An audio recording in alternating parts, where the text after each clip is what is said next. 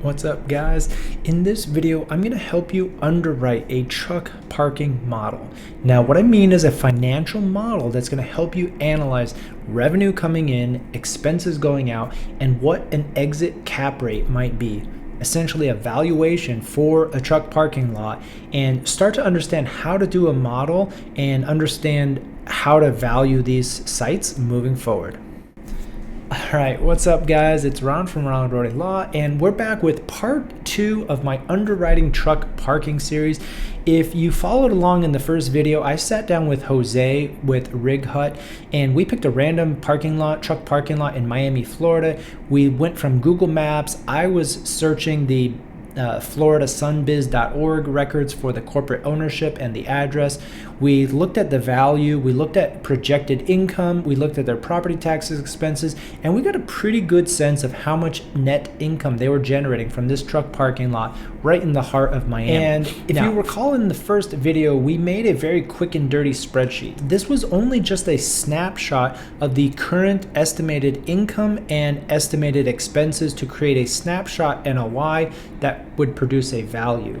In this video, I'm going to walk you through more of a model where we underwrite what does the potential returns look like if you were to purchase this property at that purchase price, and what does it look like for the returns over a sample 5-year period. So let's pop over to this model. It's a free Excel model, so happy to share this with you guys if you want to drop a comment or you can email. But basically for these models, everything I do is from Adventures in CRE, Adventures in Commercial Real Estate, and they have a simple format, which is anything in blue here. These are fillable fields, and you need to type these in. So everything in blue, that means we're just gonna paste in the details here. Miami, it's 5.11 acres. No buildings, nothing. Units, that's fine.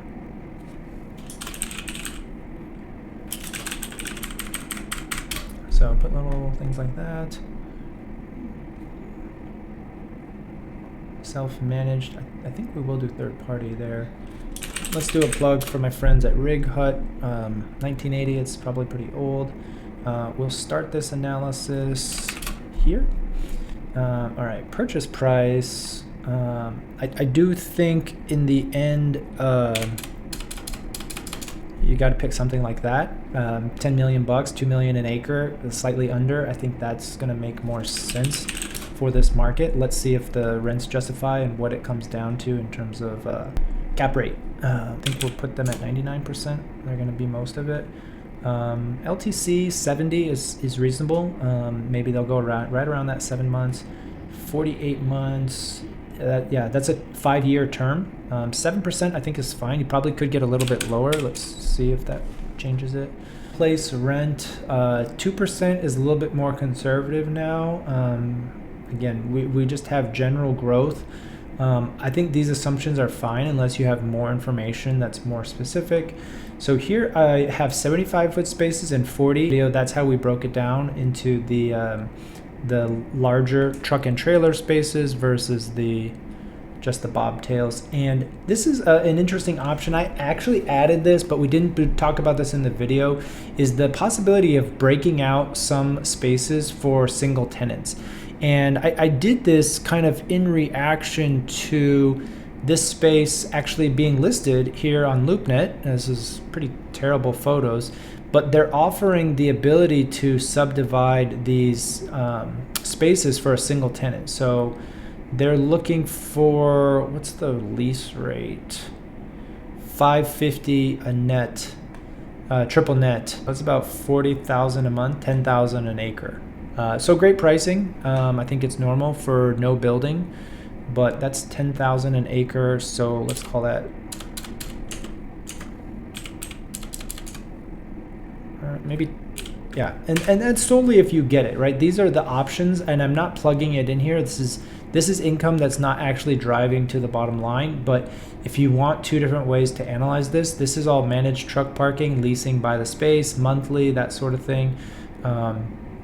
But if you wanted to cut off some of your supply and convert some of these spaces to a single tenant, that's how you would do it. And you would just plug in units here. So like this is 2 acres leased, boom, you get that income, and maybe lose those 40-foot spaces, right? So the end result is the same. Downtime vacancy, no concessions. We got a little bit of vacancy loss here, not much. A little bit of income from late fees, which is normal.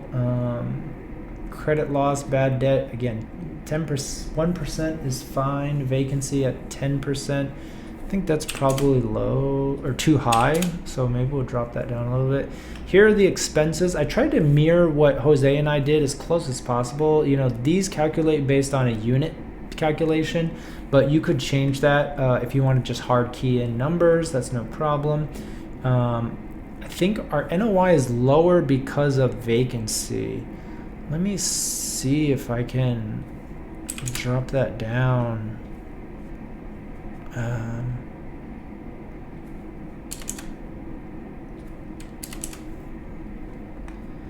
Yeah, I don't know. I think my expenses are just higher than we had in this model. Because I recall we only had 1, 2, 3, 4, and then the total is 162 in expenses. So we have 172. I guess that's pretty similar. NOI is 582 instead of 600. That makes sense. Reserves. We don't need reserves. Senior loan service. So you're barely covering debt service at that $10 million purchase price. So you would be tough to get a loan at that LTV. You're just barely covering debt service. I mean, so even at a 5 cap, which is just wild, I think you really have to boost income much more to try to get the income up in order to generate profit. So, you know, you're paying closer to a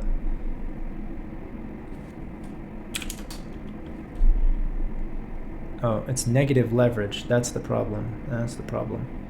So let's bump this down to like a 50% LTC. And where's our debt?